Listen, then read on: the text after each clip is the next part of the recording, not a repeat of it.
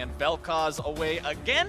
Really not wanting Huhi on either one of these champions. Zach banned out by Counter Logic Gaming. They took it last time. They're not willing to give it over to Dig this time. It just gives you so much flexibility in draft when you have someone who can not only draw all these bans on these kind of oddball champions, but can also perform on all the meta champions, can really dominate on some of these meta champions. Yeah, Huhi was the gold leader for the majority of that last game on Orianna. Definitely performing there, and the Lucian game as well. Very high DPS. Let's take a look though. Same bans for Dignitas as game number 1, taking the Rakan out last as well. So they won't let Aframu have his hands on that amount of playmaking. I mean, it was dirty in the last game. You saw a couple of denials from Adrian, but Aframu still enjoying some wild success. Dignitas drafting the Jarvan for themselves. I'm going to be very excited to see what they want to change though, CLG, from the first game, because Tristana was the first pick for Dignitas in game number 1. They've taken it away here. Still not deciding to go for the Thresh. It feels like perhaps they are more comfortable actually kind of counter-picking that Thresh with the Morgana or the Tahm Kench or something along those lines. Also, I like what CLG do. You know, they kind of wait with their support pick to see if they need to throw that counter of the Black Shield and kind of break up a crowd control chain, or what Team Dignitas are going to do first. Counter Logic Gaming grabbed themselves the Tristana and that Gragas. Omar God, a player who was known mostly for his Gragas and Olaf before he made it to LCS play, so a comfort pick for him. This early Taliyah does open Dignitas up to kind of getting counterpicked in the last pick of this first round, though. Some of the assassins can be very effective against it. Things like Kassadin, which Huhi has been known to play, I think are exceptionally strong into this matchup. You also can just go back something like the Lucian, which he played in game number 1. Definitely true. A lot of the coaches who have been talking to have been saying you cannot blind pick Taliyah anymore after the nerfs. Definitely punishable, and no hesitation from Huhi. Instant. We saw Bjergsen do it, and it was brutal. I think this is so smart. This is such a good 1v1 matchup. Does actually, set themselves up for a very strong split push and even team fight from Kassadin later on in the game. One thing that CLG has to be careful of, though, is not getting too greedy with your draft now. You want to draft some early game strength. I think if you go for something like a Camille or a Fiora or those sorts of picks as well, sometimes it can be a bridge too far because you have a scaling AD carry, you have a scaling mid laner, you need some early game stability. Well, into the second part of bans, and top lane is the name of the game. Cho'Gath banned out by CLG, Renekton taken off the table by Team Dignitas. Both teams have already drafted their mid laners, potential junglers, and AD carries, so you will likely see similar bans coming out from both sides. Blitzcrank banned out by CLG, stopping some of that playmaking potential from Adrian.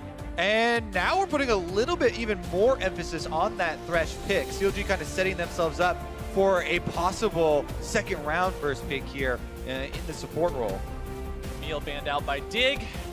What's it going to be, CLG? 2 more to go. They get both first pick and last pick here in this second picking phase. Thresh is grabbed. Just as I said, whenever you see that Blitzcrank banned out, gives a little bit more emphasis there for Aframu to grab the Thresh, and now they get to save counter pick for top lane, for Darshan. They make Dignitas show them whether this Jarvan will be flexed or not. Yeah, it feels like the draft has gone so well for CLG. They already got counterpick for mid lane. They already got counterpick set up for top lane here too. So both of their solo laners who have been so dominant are going to be set up for success. But the bot lane should be kind of prioritized towards Dignitas because they have had the secondary picks. They're going to be able to go with Braum, a tanky melee support who's not as susceptible to getting bursted down in this Thresh CC. And they were able to pick Xayah after Tristana was already selected. Thinking about a couple of different junglers here. They decide to put Shrimp on the Elise yet again. It did not go very well for him in the first game.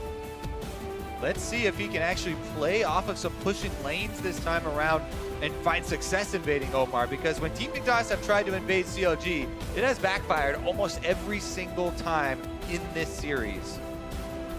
CLG's got 1 left to go. Top lane, Jax. All right. Locked in for Darshan. Gonna get to see some more dueling power. Now, while this is an exceptional late game comp for CLG, guess what? You got to get there first, and you pick a scaling top laner, a scaling mid laner with very low CC, as well as a scaling AD carry. So if the early game goes poorly for CLG, it's very easy for Dignitas, the group, to siege, to knock down turrets and pressure them before they can come online. So early game more important than ever, I think. This is the type of race you like to see. Can Elise get some room for Taliyah to start roaming around and snowball this map before CLG are able to hit that point. Because, as you brought up before, one of the weaknesses always with these 1-3-1 comps is wave clear. And if you don't let them get enough items early on, you know, there's no stack shift for Tristana, it becomes difficult for the team with the scaling split pushers to keep up. Especially for a Jax who honestly does not win 1v1 against Jarvan earlier in the game. You actually do need quite a bit of time before you get to that stage where you can take him on. You're certainly going to get bullied in the early stages. It's more about surviving. And that's not going to create any pressure. And then you already have an invading, stronger early game jungler. You have pushing lanes really across the board. It could get tough. And when you think about Jax, he wins fights because he dodges auto attacks. Frequent auto attackers, Jax can beat him up. But Jarvan just throws his E, throws his Q, hits you once with an auto attack, and that's his burst. That's his trading potential. So someday, going to be looking to be the bully early on here in this lane, and Dignitas is going to have to avoid early game tragedy. They cannot afford to be at such a disadvantage like they were in game number 2. See if anybody tries anything especially cheeky early on here, because Dignitas, it's do or die. CLG knows that they've got a little bit of breathing room, so maybe they'll want to do something a little bit out of the ordinary in order to catch Dig off guard and maybe find another free win from a level 1 advantage. Yeah, I mean, it's certainly possible to kind of roll the dice and go for an aggressive level 1 play. If you can make it work, as you said, that may be the series, and if you can't, well, you still have two more tries. Also, oh, never mind. We're going to have right there we go. They're going right into the fight. Oh, Shrimp's going to be ignited. Trying to get himself away. First blood already to the Jax. Darshan getting himself that money. Oh, that is probably the best person to get it as well. Darshan is going to start the game with another item. I mean, it calls back to the last game where it was a Camilo, a very similar situation. Jax also this time around will have enough time to go back to base and actually purchase with that power. Just what are they doing? They see that Stixxay is already there. He was in vision. Darshan comes down, preps the counter-strike, flashes in, and gets that killing blow over onto the Jax. And Dignitas, this has to be heartbreaking for them. You get that sinking feeling knowing that you're down 2 games and you just gifted a Jax first blood. This really tests the mental strength of this team to see if they can come back. With the way that the series is going right now, to have your game 3 start out this way is exactly the opposite of what they're looking for, but they have to keep their focus. Keep focus on that early game and on that pressure. They still are going to need to keep the tempo. They certainly are, but the early game is going to be somewhat stifled by the fact that Shrimp doesn't have his flash. He's down a playmaking ability. One of the best ways for him to actually get in there to be aggressive. So I really do think even more now than ever, the focus has to be on top lane. Darshan spent his flash, get up there, try to punish him, and take him down early, and you give some hope back to your team. I mean, we were talking about how Someday needed to be the bully here, about how Someday was going to have Darshan contained early. But when Darshan gets an extra longsword to lane with, when he has an EXP advantage, it's just not in the cards anymore. All right, well, Shrimp is ready and on duty. He's taking the Scuttle Crab first here, so maybe not going to go for the gank on the Jax. Instead, going to try and track the jungler. He has been seen coming into this side of the jungle, though. And remember, he doesn't have flash, so this could be punished once again. Oh, boy. Dignitas. They don't have wave pressure in the mid lane. So remember, you always have to caution. Working with your laners is the biggest part of jungling skirmishes.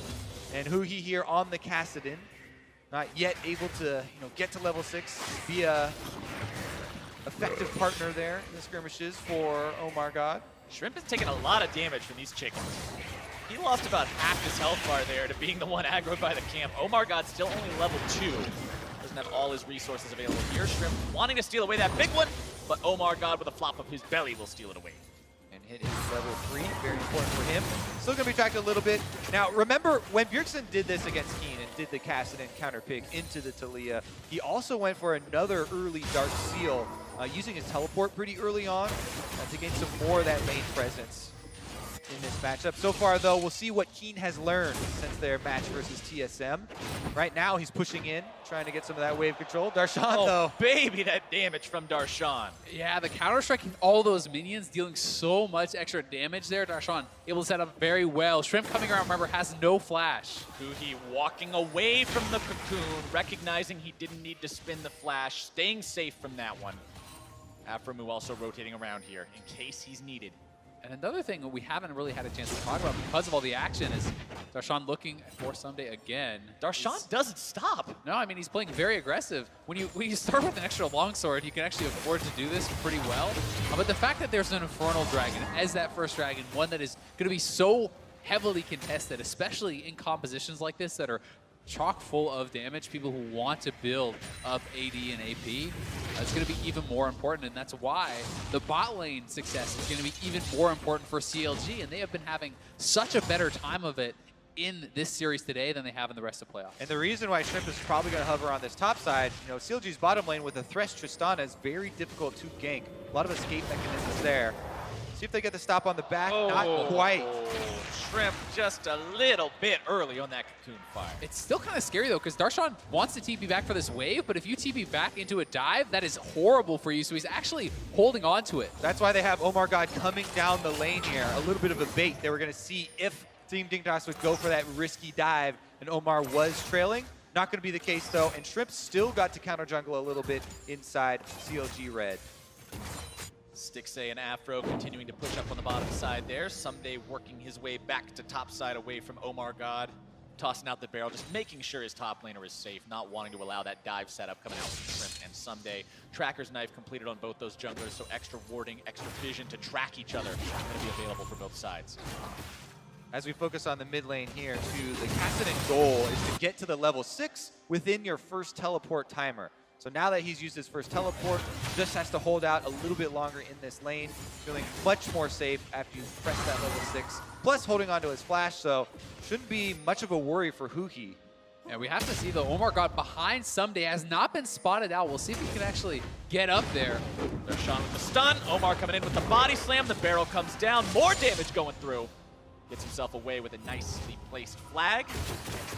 Even though he holds on to his flash there, though, the teleport is already down, so he's going to have to walk back to this lane, and Darshan's got a hard push and see how many minions he can deny into the turret. So even though that gank does not get a summoner or a kill, it is going to go a long ways as far as furthering Darshan's lane pressure. Yeah, it's actually a big deal because there's no cannon minion up on the top side in that wave. So that's usually where you want to base because it absorbs so many of those turret shots, and these melee minions are going to go down pretty quickly. So he's going to miss, 3 or 4 experience on a couple as well. It's pretty significant when you're already behind. He will make it back up there to farm up most of those ranged minions. Hopefully hit level 6 very soon. Huhi jumping in there onto Keen. Nice seismic shove into the cocoon. Where's the follow-up? A little bit more damage would be needed. Omar God now going to be bursted down very, very low. Pulled to safety by Afromu. The counterattack from Huhi. Afro goes in! He gets Afro it! goes in! The Ignite!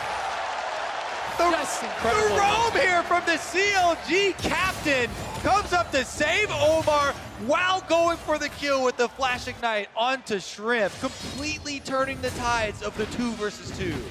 What a playmaker this guy. CLG support just showing up game after game after game today, keeping his guys alive, making sure they get that kill. I mean, it's honestly just incredible from Afro. Not only does he get there to save Omar God, he's able to turn around the play, get a kill, and this is looking like a bad play for CLG as Shrimp comes in, nails the cocoon, and Omar God did a good job healing, but still, they're kind of out of damage, and it looks like it's going to go Dignitas' way. Afromu turns the entire story here. Tells Huhi to go back in for the slow. The slow lands, allowing him to get into range for the Flash Flay Ignite onto Shrimp. And another kill over to CLG. Also, simultaneously taking away any of their jungler presence. Shrimp was in base, so now CLG get to set up again.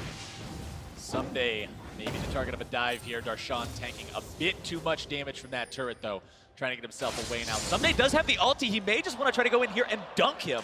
Denied by the body slam. Yeah, and he gets Darshan's flash out. And that was actually very risky from Darshan. Maybe thought that Omar God was going to get there a little bit earlier, because Someday could have actually just dropped the ult as the Counter-Strike was going to trigger, and Darshan would have just probably died. Yeah, not really a way out of that one. Someday does not find him, thankfully for CLG. They will maintain their 2-0 kill lead for now. 1,000 gold up for this team, and honestly, both games, and now this third one so far, have just played out so similarly. But CLG seems to have the early game down pat. Stixay now potentially going to be punished here, but a nice hook backwards onto Altec. The Dignitas bottom lane just not finding the success they need to find against these two today. Yeah, Stixxay and Afromu definitely having a good series for themselves. And with the way this entire series is going, the Team Dignitas mentality is going to have to start to change. Even though they're so far behind, they still have to create. Shrimp on this Elise is still going to have to find that confidence to look for openings in this game because there's not a lot of time for them to wait. Yeah, I think that's actually a really good point, especially because they're actually on a clock against this Kassadin and Jax, right? This is not just a 1K gold lead against an even composition. This is a composition that is supposed to be disadvantageous in the early game and massively advantageous in the late game. So Dignitas needs to push the pace, needs to make things happen. They can't just let Jax and Kassadin scale. Looks like we might have some jungler versus jungler action here. Omar God losing about half his HP as he tries to walk into Shrimp's territory, who is ready and waiting on him. And watching this game and watching CLG's performance be so different from what we saw in the first couple rounds of playoffs from them, CLG is a team that is no stranger to the upper levels of competition in the NALCS. This is one of the old guard, one of the 3 different orgs that has actually won a North American LCS split before. These guys know how to play these types of games, and they're well suited. Here we go, though. Team Dignitas down 1,000 gold, still trying to start up that Infernal Drake, still trying to create on the map. And CLG not taking that bait, so an Infernal Drake, definitely a strong prize here for Team Dignitas to try and secure themselves a little bit more power. Dig playing through those neutral objectives. This is how they were able to accomplish a lot in the regular split. And it looks like it's going to be another Infernal coming up, which is really going to kind of put the onus on CLG to contest that. You don't want to give that double Infernal advantage over to Dignitas because scaling advantages or not, that can really change the math on things and give Dig an edge. So CLG have done an early lane swap here, sending their bottom lane up to the top side. They want to try and take advantage of that window where Team Dignitas used a lot of their presence to take a Drake, now to power down for a first turret bonus goal. And it looks like there's no way for Dignitas to stop them here. Tristana very adept at pushing down these turrets. There's nothing that Someday could possibly do. Instead, just has to retreat. The lane swap's going to come in from Dignitas. And even though it kind of looks like those were unrelated events there, this is in trade due to the time investment that Team Dignitas had all their members on the Drake, and CLG taking that time for the recalls and the early swap up to the top side. So kind of in essence there, a little bit of a trade first turret for that Infernal. And CLG also with that trade avoiding the early conflict and avoiding those possibilities of Team Dignitas getting some extra gold. CLG's composition, you mentioned it, Zale. This is such a scary prospect with Kassadin having the Rod of Ages, having Stixxay's Tristana be at the point where he's dead even in farm with the enemy Xayah, and Darshan 85 to 72 CS in the top lane. This Jax just having a field day. Yeah, plus he has turret gold and the first blood gold in his pocket, so he's going to be getting to a very fast Triforce, and when you do complete that Triforce, that's when you really start to turn online, but Someday going to be in some trouble. He just cannot even start to stand his ground in this 1 versus 1. He is trying, when you see him escape like this, look for the angle to get behind the Jax so he can use the flag and drag not only to gain distance and escape, but also get the knockup. Darshan does know this, so he's stepping to the side, and he still does gain the distance, but not going to be quite able to hit. Adrian just going to chase off Stixxay here, be able to get to cover. Stixxay hiding there underneath the turret, keeping himself safe. 0, 2, and 0 on Shrimp's Elise. I mentioned when this was locked in that game number 1, this wasn't very successful for Team Dignitas, and here in game number 3, they're singing the same song. One of the things that has been so impressive about Stixxay performing well, actually farming well, and some of the stats we've seen in this series is, so he's actually going to be jumped on, will be okay, but is the fact that Afro has been roaming away from him so much of the time, and Stixxay is left in these 1v2 scenarios, and not only is he not getting punished, he's not even really falling behind in the farm. Omar God moving towards his own red buff. Aframu helping him defend it as well, but it's a 3-man invade here from Team Dignitas to steal this one away. They've got a ward down there too. Shrimp smites that one out. Aframu grabbing the hook only on to Adrian. The Braum not really a juicy target for that. Team Dignitas have to be a little bit careful because even though CLG let them steal the red, they are collapsing now. Multiple chain CCs there onto Omar God, pulled to safety by the Dark Passage. CLG still seeing if they're able to find anything there. They don't go for Adrian, instead trying to find a more valuable target, but the hook does not connect. Looking for a little prediction there. A side dodge, doesn't get it though, and everybody from Team Dignitas get the red buff and they get out. Small victory there, but definitely one to count for. CLG's vision, mostly defensive right now as well. And they would really like to knock down some of these outer turrets to kind of unlock that vision control in their opponent's jungle. If you can knock down this outer for Darshan, if you can get vision control in the red side jungle of Dignitas, that allows the Jax so much more freedom to actually jump onto Someday without the defense of that turret and really to start getting big split push advantages, because whether or not you can win the 1v1, you can't always go for the 1v1 without the vision to know that it's safe. One of the biggest problems, too, for a bruiser, tanky-style champion to fight up against Jax, he does hybrid damage. Oh my god, now caught out, brought down, but the safety of the Dark Passage comes through yet again. The courage of the Colossus coming in clutch. So many members around him, the shield just barely keep them alive. And that's why we keep emphasizing the support and jungle duo roams. Aframu there on the Thresh is able to follow through with the exit plan, because that looks like a very good Team Dignitas pick. And Team Dignitas need that gold right now to really fuel this mid game, because it's getting to be very scary. You keep talking about the scaling. It's definitely starting to mount here for CLG. And I mean, one of the critical parts of this is that Omar God went for the Cinderfall. He went for the tanky option. He is not going for a Runic Echo. He knows that there's tons of damage in this team. He just has to be a soak. He has to be surviving in the front line. And, you know, were this a Runic Echo's Gragas, he certainly would have got burst down. Yeah, 100%. No way to get out of that one without the tank ability, but this guy knows he's the only meatball on his team. The life of the solo meatball. Yup. Usually you got at least 2 meatballs, but when you're the only one, you better be the meatiest of all, and that is Omar God's job this game. We'll have to see if he can continue tanking up like that, and if Afro can keep protecting him, because he's been doing a great job of it so far this series. CLG with a 2K gold lead. Infernal Drake 30 seconds away. And Team Dignitas facing the spawn of this Infernal Drake and facing this gold deficit that they're in. Their big issues is, again, finding areas of Fog of War to look for those picks. Even though there was an escape on the last pick they pulled off, that's still the correct play for them to look for. Oh my goodness! Keeping them safe, grabbing the damage out there onto Adrian, but now CLG still looking to make the moves. Darshan trying to get himself back when a nice Cataclysm finds its way onto 2. It's 1 for 1 so far. Aframu going to be tanking the damage there in the front line. Someday occupied with him. Omar God having to retreat. He's still full HP. Omar nearly taken down, having to flash out. Dignitas looking for more. He jumping right back into all 4 members of Dignitas. Someday dragging himself forward, but not quite able to find anyone just yet. Keen going to be keeping them at bay with a threaded volley.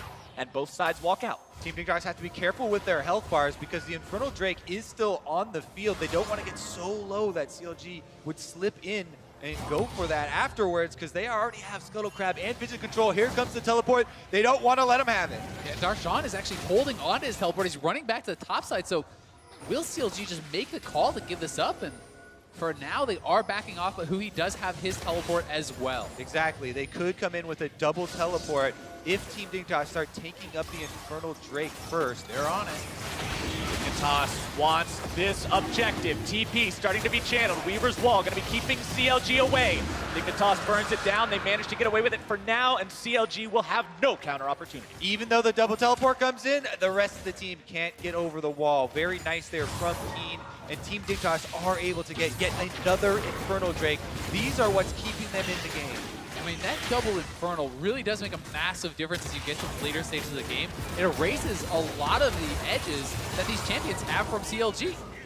Adrian taking a little bit of a bop in there from Huhi off to the side.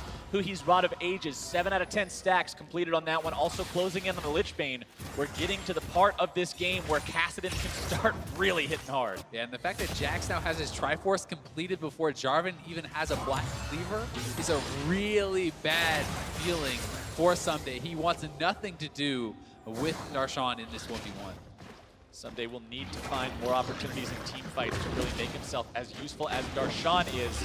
Rift Herald now being attempted by CLG. The duo of jungle and top lane shouldn't have too much of a difficulty securing Shelly here. Luckily for Team Dignitas, they still have some openings, some hope to go for.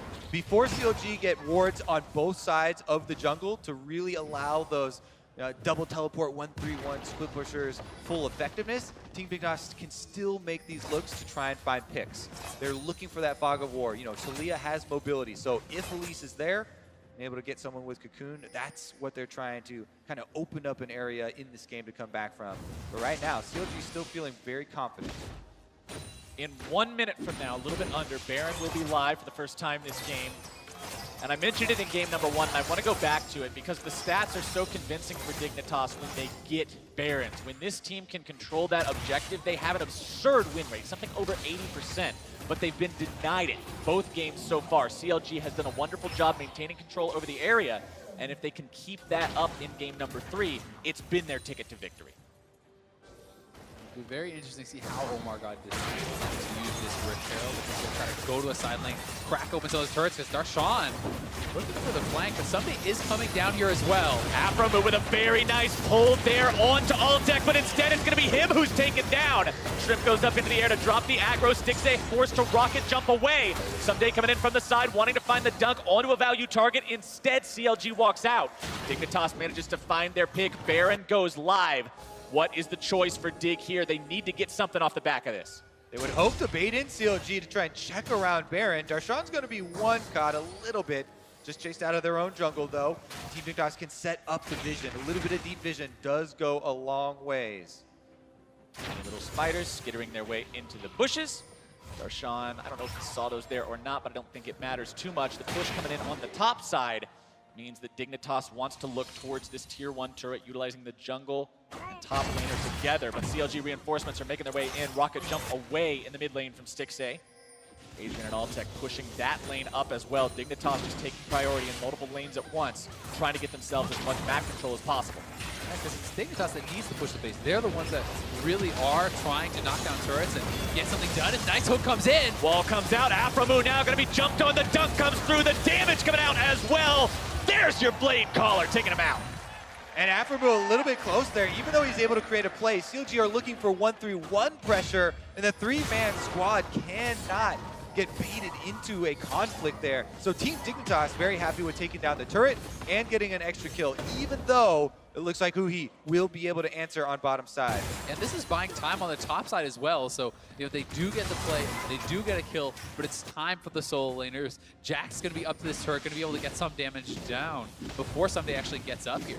And Jax, as a Trinity Force user, especially one with a very low cooldown on his W, is incredibly effective at pushing these turrets. Also mid lane, Rift Herald summoned with Stixxay. Yeah, this is actually so smart because CLG established pressure on both sides. They then move the Rift Herald to mid, so they have 3-lane pressure here. They will knock down that mid outer turret. And the mid turret is so critical in what we talked about earlier, setting up that vision in those parts of the jungle. While CLG really want to split the map in 1-3-1, they can do so effectively if they're able to get into the jungle and get those deep rewards down. Take another look here at the Talia wall, and then subsequent Aframu going for a hook. The problem with the hook, it causes your champion model to stay in the same place, effectively locking yourself in there for a very nice Talia shove from Keen, seismic shove, able to get Aframu, and once that lands, it's pretty much toast. Yeah, and I mean, there's no one to follow up, right? If the 5-man squad is there, the hook is great, but it's just 2 men under the turret. They have to retreat, and Aframu does go down pretty easily, but bot lane turret may actually die to the minions. Looks like it will. Darshan wants to get close enough to get that local gold, but I don't think he quite caught near enough. Nope. Someday also trolling his AD carry a little bit, taking away the red buff on accident instead of leashing it. So not having that on Altec for the next fight. We'll have to see if that makes a big difference or not as Darshan shows up. Someday gets himself away. Yep, red buff slow, auto attack, can just pop off the shield. Darshan there was looking for the cooldowns to be used to clear the wave, then immediately jump, but doesn't matter. Disengage there from Someday. Mountain Drake live in 20 seconds. Another pretty valuable Drake. It's not Infernal number 3, but it's the extra objective control that either one of these teams could need in order to push themselves further into this mid-game. Yeah, and I mean, getting that mountain actually to knock down turrets can be very effective when you have the Drasana, when you have this Lichbane and these Triforce on the Jax and the Cassid. And also, if these guys ever get free time on turrets, any of the 3 members from CLG, they will knock them down very quickly. And for Dignitas, it's about being able to force around objectives. It's about being able to force rushing things like the Baron. Now we're seeing the effects of the successful 1-3-1. Hugi's double wave up on the top side has to be answered there by Altec and Adrian, which allows the rest of CLG to take up that Mountain Drake. CLG getting that for themselves. It's their first Drake of this game. up against the two Infernals of Dignitas, as now Dig pushes out that top side. Still haven't taken down the tier 1 up there just yet. They have a bit of vision around Baron, as well as 3 extra members on the top side to force off Huki. CLG have already sent Darshan to continue the bottom side split push and try and set that up for their answer. Turret goes down. Alltech with the last auto attack onto that one. Huki and Afro Moon not able to hold the line here. CLG not really with anyone in position to stop these guys just yet, but Omar coming in through the jungle, wanting to pick someone off if he can get the angle. Nice cocoon from Shrimp, gonna be stopping him from going any further. Disengage from Adrian as well with the Winter's Bite.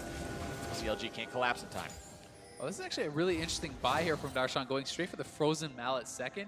You would have expected Titanic Hydra. That is much more of the team fighting kind of strategy. Even for split pushing, allows you to push waves so quickly and hit your third hit passive. But what this is going to do is, if he's in a long lane against Someday, the slows from the Frozen Mallet means it's exceptionally hard to actually escape in that long lane. So this is very much for that 1v1 style build, and Someday is going to have to give the respect over to Darshan and not even approach when he comes to that lane. Really doing a good job of zoning away the Dignitas top laner, making sure that he maintains absolute control. The 1-3-1, you said it, that's the name of the game for CLG, and making sure that there's no way that one of those can be contested at all is a way to make sure that that strategy stays effective. Game's still 3 kills to 3 kills, less than 1,000 gold separating the two teams. 4th Drake will be the 3rd and final Infernal as well. This side really having access to Baron just yet. Someday doing a good job fighting up against Darshan here. Here comes the Talia wall as well, but he's tailing. Cataclysm comes in. It's going to be a 2v2. Keen finding himself on the wrong side of the turret, trying to get himself away. The threaded volley comes out, keeping him slowed down, but Huhi will be able to jump in just a moment, and Darshan barely walks away. Not even close for Darshan. It was a little bit close. It was a little bit close. Here goes the rest of the squad, though. Omar God's going to get his ultimate repelled. Huhi actually finds another kill. It looks like Someday wanted to go answer and try to chase down Darshan. That means CLG can just push up mid lane, keep the pressure here, so the 3-man squad has to answer, and Darshan is going to have free time on this bottom tier 2 turret, so the split push even more successful now. They're TPing back in, threatening it down. Oh, the TP from Huhi. Afro move, grabbing the pull there onto Adrian. CLG not really concerned about the champion kills just yet, going for the turrets instead. Tier 2 falls. 5 turrets now for CLG, and they're knocking on the inhibitor door. 10 seconds left on Someday. CLG does not want to stop without claiming this turret. It's still a 5 versus 3. The damage from the Tristana is enough. Do they go for the inhib? Someday will have his teleport when he revives here for Team Dignitas if they want to try and pull some kind of chase. But Darshan's already basing in preparation for this. CLG are preparing for a possible counter teleport. CLG should just back off. They have so much gold to spend. They have such a strong scaling composition. There's no reason to risk it on a play like this, but they're going to decide to just try to push for the inhibitor, and now having to call that off, that's their teleport down, which means Darshan may actually have to group. So that is actually very big, because somebody can force him to come to the team. I would say that grouping isn't the worst thing for Darshan at this moment anyways. The Frozen Mallet, while it does give you the slow for the 1v1, it gives way more health than the Titanic as well for team fighting and allows you a little bit of survivability. So it's not the worst thing in the world, even though it wouldn't be the ideal strategy. Here, though, something we've seen this team do so often, have their second split pusher trail the first one, and it actually works out the timing here just so Keen feels like he gets completely baited in, ends up with 2 split pushers in his face, and almost takes down Darshan. Looks like 2-digit health right there for him. Someday, this is his attempt at answering the kill. But just get the... That has got to be so frustrating. Both of them surviving with almost no health there. But that is the goalie. That is the difference. And now CLG looking for another engage. CLG going into the Dignitas jungle. Instead, it's going to be Afro who finds himself picked off. They've got Someday there on the front line, having to flash away after dropping the Cataclysm. CLG going to be contained for now. Darshan here into the back line. Counter-striking, stunning, and zoning. Dignitas hobbling away. Health bars blinking. Well, they jump out there without getting the execution, so nobody indeed goes down. Baron is still up, and the health bar chunks are very important. Plus, you're going to have to watch no flashes left on the back line there for Team Dignitas. Yeah, it's going to be very scary the next fight, as Huhi and Darshan are a very powerful diving duo if they want to group up for that. And You know, as you said, you do have a lot of survivability from the Frozen Mallet. One of the things to me that makes it so much weaker for the team fighting is that Titanic Hydra allows you to actually proc your third hit passive very quickly with that extra hit, and can be really strong for actually diving in and taking it. Adrian trying to zone away Stixay here, but instead just gets hit by about 10 auto attacks at once. As Dignitas moves in, clears away vision from the Baron pit. CLG still has that Rift Scuttler vision there in the river, though. Everybody thinking about Baron now. 29 minutes into the game means that people have enough items, have enough strength to really make something happen with that. Whoa. Someday, nice sidestep away from the death sentence there. Gets himself back to safety. Stixay continuing to put auto attack after auto attack into him, though. Blade Caller going to find the route there onto Stixay. CLG continuing to push down the mid lane. Inhibitor under pressure. CLG backing away, realizing they've still got a few steps to go to bring everyone else up here. They don't want to overextend. They would love to be able to take down the inhibitor before going to one of the neutral objectives, but Team Dignitas with a very quick collapse on defense there. And this is a third Infernal that has just spawned, so if Dignitas could grab that, that would be massive for them. And CLG really want to take it away to close that gap, but they may have found a pit. Here we go. Adrian going to be the one who's jumped on Glacial Fissure to disengage things. Darshan taking low, but Counter-Strike still able to keep him alive. The Blade Storm comes out. Featherstorm dropped in the middle of the fight as now Huhi in the back line fighting his way onto Keen. All-Tech drops. Stixay's grabbing the kill. Huhi down onto Keen, who takes down Stixay as Afromu grabs Keen. It's 3 for 1. Huhi actually got the mana back off of the Elise there to get a reset to get over to Keen and take him down. And that was so well played for CLG. And that's going to be an Infernal Drake as their reward. Now it's just Someday out on the field trying to push a couple minions for Team Dignitas, but the vision is creeping in. The neutral objectives are starting to flow, and the 1-3-1 really dangerous. Here goes another look at the pick after move from Fog of War, able to land the hook onto Braum. Yeah, and then Huhi coming in from the side is going to be diving deep, and he actually starts to run out of mana trying to go for Keen. But track the Netherblade. He gets the W reset onto Shrimp to get his mana back, and then uses this mana to actually dive forward onto Keen and finish him off. So smart. He does all that while buying the rest of the team time to kill Altec during the duration of his dive, which means that CLG get to press through the forest and find the rest of the kills. And you brought up last game, Kobe, how this game has implications for the Gauntlet. These two teams will most likely face off against each other in that gauntlet at some point. And if CLG can make this 3-0 clean sweep of Dignitas, what a statement that'll make. And they certainly are getting very close to that point. I mean, they're at this stage where Kassadin, you know, we talk about Kassadin as that 1-3-1 split push threat, and yes, it is a very powerful in the 1-3-1, but now that you have all this CDR in the late game and the Zonias, you can join up for the team fighting. Huhi is going to be a monster wherever he goes. Dignitas still seems to not have an answer for that monster. Next dragon is going to be Elder. No more elementals to spawn this game. Baron also still on the table.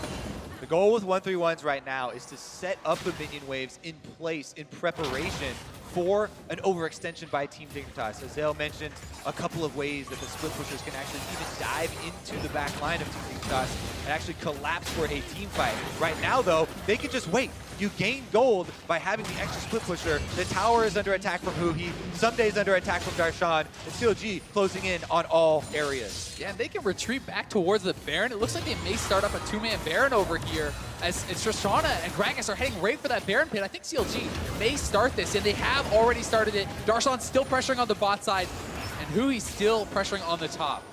Dignitas recognizing something smells a little bit funny here, moving Shrimp and Keen up towards that area to shut them down, stop that Baron attempt from coming out, but at the same time, they now yield control of their top lane, and that inhibitor turret is just being smashed on by Huhi. It's a pretty difficult three-man squad to engage on. Gragas has disengaged. There's a Lantern from Thresh always, and Tristana even has self-peel. It's very difficult right now. Dignitas, you can see them running from lane to lane to try and catch someone. But now they've caught All-Tech out. The Featherstorm's going to be used, the Blade Caller as well, but it is not enough. Stixay grabbed the kill onto him. Keen coming in from the side. Weaver's wall to keep him zoned away. Someday finding the damage down onto Stixay. Afromu keeping himself alive for now. Adrian going to be brought down. And Darshan! And Darshan, the double kill coming out for Someday as Huhi's taken low, but not out just yet. Can the top laner be the hero? The triple for Someday. Darshan looking to stun him up, and the damage comes through. The Guardian Angel will proc. Huhi, very limited mana here. A nice Sonya's Hourglass, and Someday will find 4. find a kill there, but Darshan gonna be able to push down mid. He can even go for the inhibitor because there's still some time on these respawns. There's only 7 seconds left on Altec and 9 on Adrian, though, so they might want to calm it down a little bit. Darshan crowned King of the Hill, though, after everybody else goes down. Huhi was waiting for that EQ upon revival with his Zhonyas, but it didn't matter. Still gets one shot. All right, let's take a look at how it all started off. Yeah, and the seismic shove there onto Stixay on his actual jump got so much damage down on him that Someday was able to fly in and finish off that kill. All right, Darshan does take down Adrian, but that was not the ideal target here. Then Huhi and him are left to dive onto Keen. They barely get out of this one, and Someday with full life finishes off Omar for the triple. Then it's so scary for Huhi to even get into range here. He doesn't want to get popped. One auto as well as a Q would finish him off. He's waiting for the combo.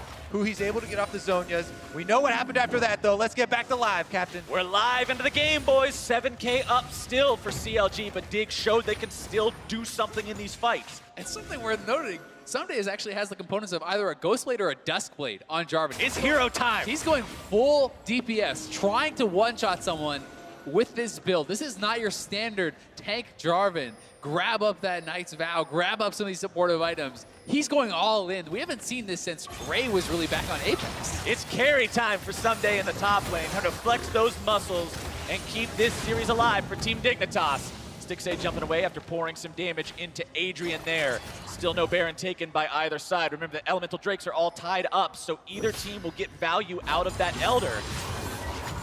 But Someday now building those items like you were talking about. He's flagged himself as, hey, I'm not tanky.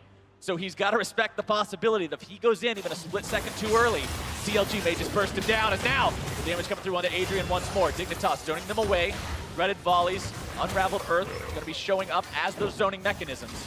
These are not full commitments from CLG. This is just a 3-man squad trying to harrier and harass from the sides here, Team Dignitas, and slow down their push mid lane to buy time for the split pushers. Huhi is almost at the inhibitor turret, and Darshan has one wave left to push. And with that GA not up, he actually does purchase a Dusk Blade, so he is going for this one-shot type build, but it can be a one-way trip very easily if CLG all turn on you and you don't have the GA to come back up. Like, that is your one punch.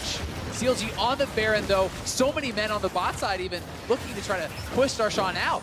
Dig can't stop this. Absolutely not. CLG will secure it, no contest. But you said, Azale, one-shot Jarvan either one-shots you or he dies in one shot, and now Someday is learning that the hard way. Darshan with the beatdown as Altec and Adrian will look to shut him down in retaliation. Keen making his way down there as well. The shutdown comes through 1 for 1. This is with a Baron buff for CLG, though. They will avenge Darshan's death and take down an inhibitor turret. They might just get the inhibitors as well. Both of them down to half HP. Getting 2 of these here is huge, and they'll do it.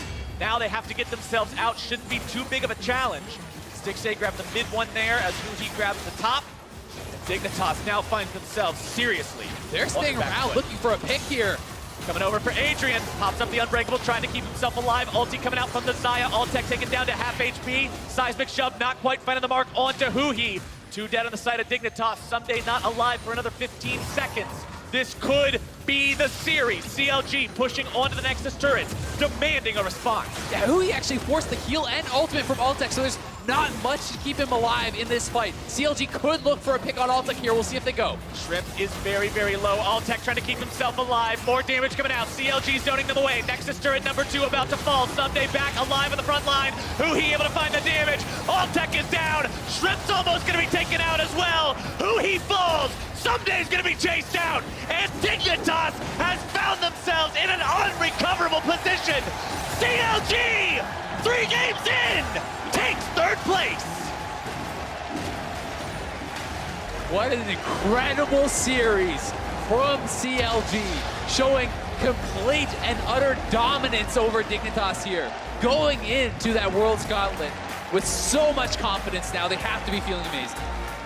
That was some Zion Spartan play there at the end from Darshan. Gets the 1v1 kill, allows the team to get Baron and inhibitors from it.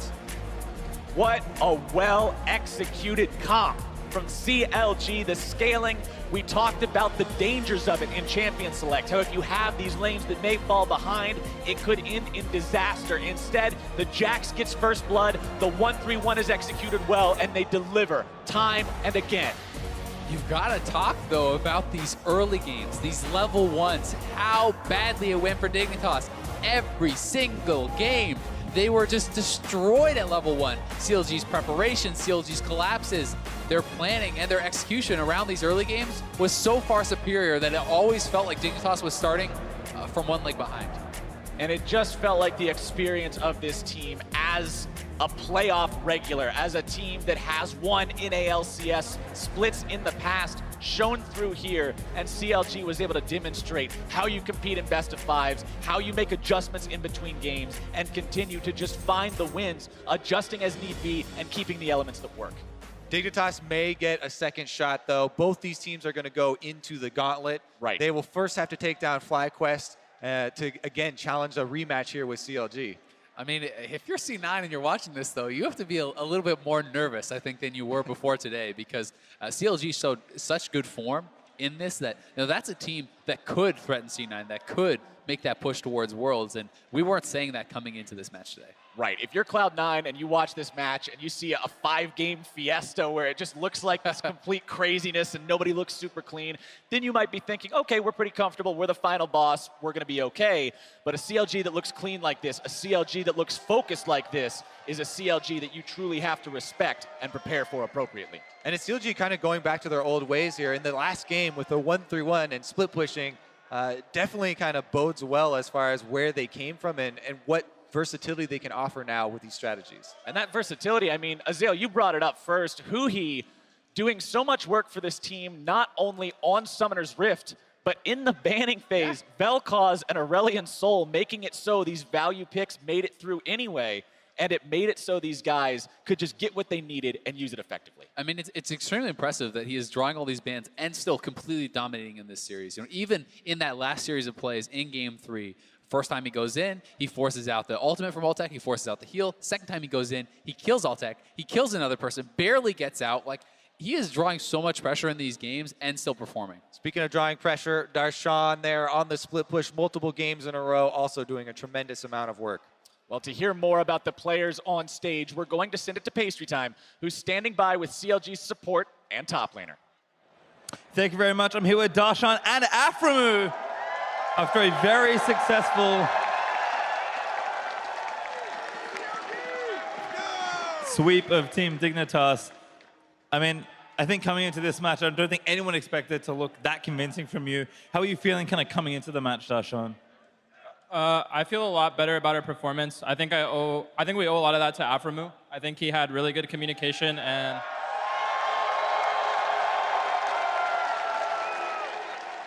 he just did a good job of like leading the game for us, so it was really easy to win. And I think in general, both of you kind of playing like your old selves, you and Jax, but Afro, I mean, consistently roaming, Stixay still keeping up in that bot lane. What was the preparation like? Because it just feels like CLG are playing exactly how you've always played when you're playing at your best. We're able to iron out a lot of the basic concepts in terms of macro and how to play the game, how we want to play the game. Had a like 4-hour meeting last night preparing for this match and stuff like that. But I thought everyone played really well, especially Omar God. I thought he did very, very well. Yeah, and actually, kind of tell me about your new jungler, of course, still a rookie coming into this NALCS, this split. I think so much changed for him, kind of moving into this. I mean, how's he feeling, I guess, after this? And what do you guys do as a team to kind of lead him, especially you two as the veterans? Kind of how did you prepare Omar for such a big stage game? I think he just did a really good job of like calming himself down, kind of focusing. He's normally like a really like happy-go-lucky guy. Like he's usually like joking around and stuff like that. But before the game, he just got really focused and serious and kind of didn't let the nerves in the crowd affect him. And I think he played like it was just another game on stage at Santa Monica. So I think he did a great job. And then, of course, Darshan just talked about you, Afro, and your leadership. Are you kind of there behind Omar as well, making sure to guide the new player? I didn't hear what you said. I'm sorry. Oh, sorry. So as far as leadership goes, Darshan mentioned that you are responsible for a lot of that, but are you also there as the veteran, as the leader, behind Omar God, making sure he's feeling calm and in the right place? Because you two played very well together this series. Yeah. I mean, jungle support always has to group up most of the time for every game, so it's important that we have good synergy. But I think Omar definitely stepped up a lot in terms of building synergy with everyone else on the team, ganking top, ganking mid, coming bottom as well. And this series, I was just able to move around the map a lot due to Omar having very good early game plans and where Shrimp was going, how to stop him. We got a couple early kills on him because of that, so Omar did very well. All right, and of course, kind of moving away from this series, a successful series, which does mean you guys will be in the second round, or first round bye in the gauntlet, kind of awaiting the winner of FlyQuest and Dignitas. Now, FlyQuest, of course, barely eking into that gauntlet, and you just beat Dignitas. What do you think your chances are of beating whoever comes up from that first round of the gauntlet?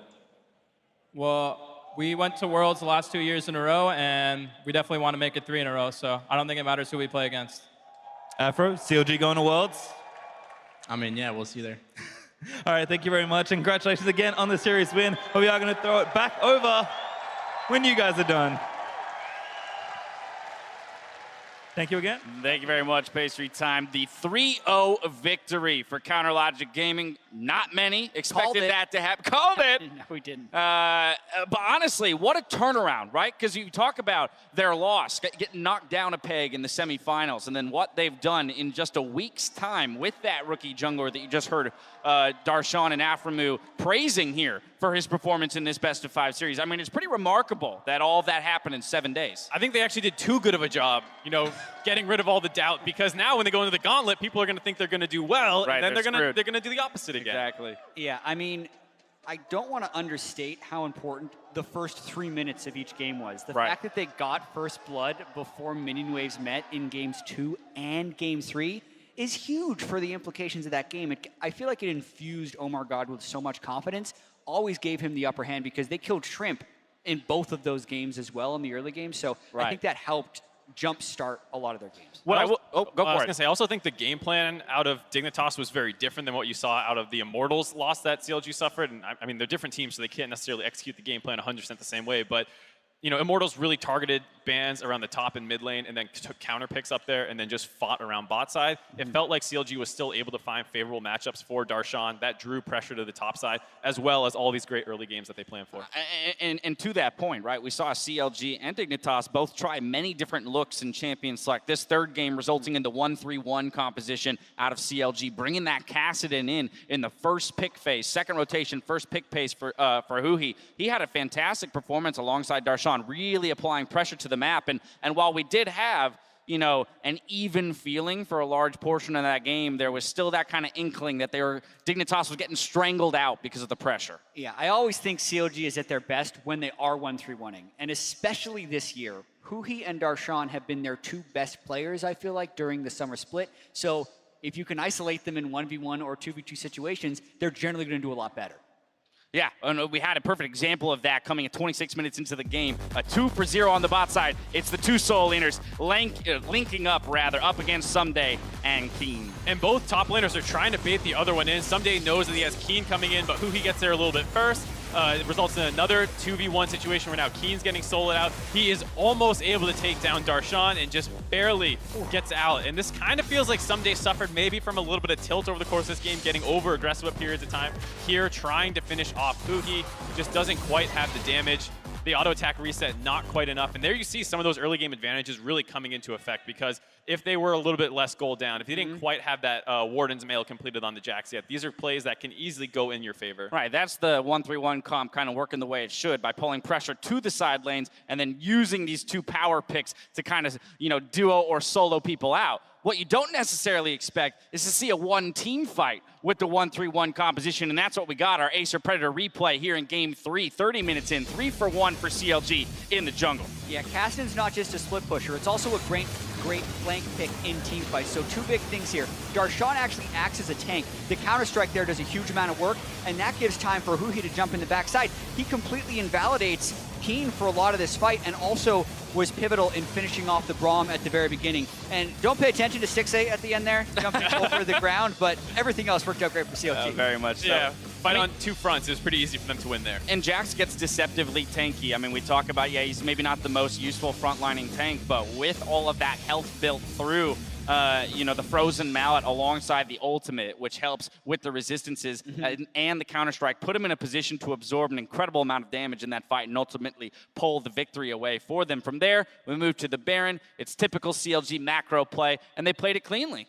There was that one scary team fight where you felt like Dignitas was someday might drag a corpse of his team across the finish line once, but wasn't quite able to do it. Very much so. Now, a few players did step up in the TD Garden, but we'd like to recognize one player who made his presence known on the Rift today. So today, we're awarding Huhi Player of the Series. You talk about those solo laners stepping up, and this guy in particular in the mid lane. Yeah, I feel like Huhi's finally starting to get some of that recognition he deserves because he's been playing lights out the whole year. This series was no different. Shockwaves were absolutely huge in Game 2. Caston was absolutely huge in Game 3, and that's on top of absorbing a number of bans in every single champion select. So Huhi absolutely destroyed today. I don't know where it became CLG's best player, and a team full of veterans just speaks to his work ethic, his improvement. There's been a lot of news story and coverage recently about him as a person, and just couldn't go to anyone more deserving. Right, very much so. Yeah, 3 different looks on 3 different champions with the bans being thrown at him, a part of the majority of CLG's big plays in one way or another, whether it's roaming down, whether the attention's coming mid. I do think we also have to give a nod to Afromu,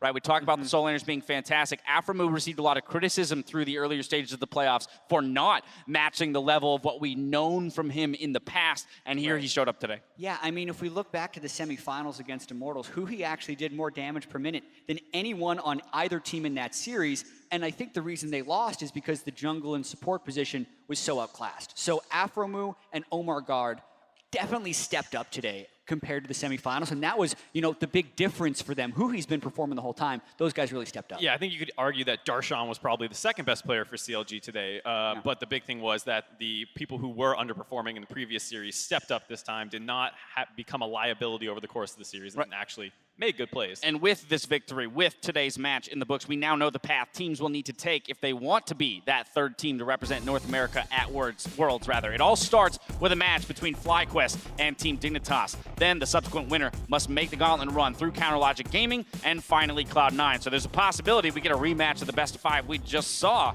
And then I guess I'll turn to you, gentlemen, and say, all right, so then what does Dignitas need to do in the next week, looking past FlyQuest to rematch against CLG successfully? I think just go safer in the early game. We were talking about after Game 2, all right, stop giving them advantages. And then what do they do in Game 3? They group up, go for another invade, and for the most part, CLG is ready and waiting for it, and they get another kill on Shrimp. Stop going for these kind of shenanigans in the early game and just go for a smooth play, because in the mid-late game, you still have great Baron control. Yeah, the level 1s are an often overlooked part of League, and I felt like Team Dignitas lost really big on those today. On top of that, they didn't play defense to the level that they had for most of the split. They had done a lot better job of holding 3K gold deficits for long periods of time, not making plays, and then scaling up. Whereas today, it felt like they were forcing a lot. So to add on to Mark's point of cleaning up their level 1s, they have to just stop playing so desperate. Right. Well, I love that thought. The other thing I'd like to look at is champion pools. Again, when you talk about maybe just wanting to scale, where can we put Keen, right? Cassiopeia is that pick he's known for. It wasn't banned till second phase in Game 1, wasn't touched or looked at all in Game 3. So there were opportunities to put him on a comfort champion, which we have seen him carry on before. The scary thing is, who he plays Orianna. He played it in Game 2. If you move on to blue side in Game 3 and you take it early, he gets the counter pick, which, I mean, he's going to counter pick you no matter what. So maybe it is better to take you off Tilly and put you on Cassio, because no matter what, you're going to end up in a disadvantageous situation. But rocking a hard place. Yeah, so it's hard to say exactly what to do with Keen, because he does feel like a little bit of an issue. Now, let me ask you this, and this, again, looking way into the future. C9 against either of these teams, based on what we've seen out of these two teams here in the third place matchup, how do you feel C9 can stack up against the CLG that we saw today? It's been so long since we've seen C9. I really wonder how they're going to be bouncing back from that quarterfinal defeat. Yeah. Before today, I would have said they would be huge favorites against CLG, but the more CLG can grow with Omar God, the closer that series becomes. I think C9's still a favorite. I would agree for the most part, but we are seeing a little bit of that CLG magic starting to come back. I think this is the team that I was expecting and hoping to see when we talked about it last week. Right. And if they can keep growing like this, there's no reason that they can't match up decently well versus C9. They just need to avoid some of the early game problems that might come from contracts, but Dignitas did a fine job about matching that up in their series. Very much so. That, of course, all starts next week. We've still got to crown our North American Summer Champions here in Boston. It all comes down to the match tomorrow. 3 wins separates TSM or Immortals from being crowned Kings of NA here in Boston. Gentlemen, let's preview this match just briefly. What are your thoughts going into it? I'm excited. I'm hyped. Oh boy. This is so close across so many different roles. You look at the skill matchups in the bottom lane, you could put Doublelift over Cody, but Ole over Bifrost. You can do this across every lane, and it's pretty much going to be a wash with who has the advantage in each lane. So I hope it's one of the great series we get to see in the finals. It's also really reminiscent of some of the other finals that we have seen. Immortals does have a lot of shades of CLG in their team, not just because, oh, it's Paul Belter and Smithy, but a playmaking support, a top laner who generally does best on an island. These kinds of things are all elements that we've been accustomed to seeing in the CLG versus TSM rivalries. Just takes a little bit different face with Immortals being a completely different organization. On the topic leading into the championship match, I was able to catch up with the Immortals support Ole and get his thoughts on playing for the title. Take a look. Hey guys.